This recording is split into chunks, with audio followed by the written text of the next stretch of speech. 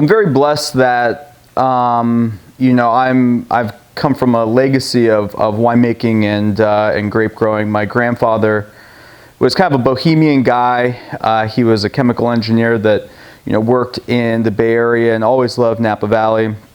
And I know that he and my grandma and my dad and his brother and sister would come up to Napa Valley a fair amount and go tasting and kind of enjoy picnics. And I know it was always a goal of his to kind of become a Jeffersonian farmer later in his life and grow grapes. And I think in the early 70s he was able to purchase a vineyard.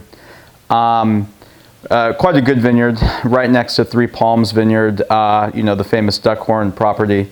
And I think it was originally a Italian field blend, and of course that got ripped out, and I think they planted Chardonnay in Calistoga, which is looking back a funny move. And he sold grapes for a long time, and then once Merlot became a big thing, he was growing Merlot for Duckhorn, and I know he was selling to Rombauer, and I know that he passed that kind of love of wine and grape growing on to my dad. And I think my dad, when he was a kind of a knucklehead high schooler, my grandfather was kind of a Navy man. It was like, Carrie, your life lacks structure. You need to do something with your life. And so my grandfather, being an economist and an engineer, went to the Library of Congress and checked out it's a very science-driven book, I think, called The Art and Science of Winemaking, and gave it to my dad and said, you should be a winemaker. And thankfully, Papa Carey listened, and he went, ended up going to Davis in the 70s.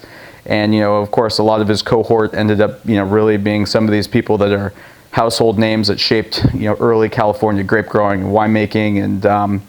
And I just feel really lucky that I've been able to learn not just from my dad as a winemaker, but also we'll run into people and say, I think I used to buy fruit from your grandpa, and he used to have a cane with the ram's horn on it. Like, yeah, that was my grandpa. He's a pretty eccentric guy, and it's wonderful to be able to think that there's multiple generations of Damskeys that are not just stewards of a piece of property, but also I guess a legacy of winemaking and grape growing.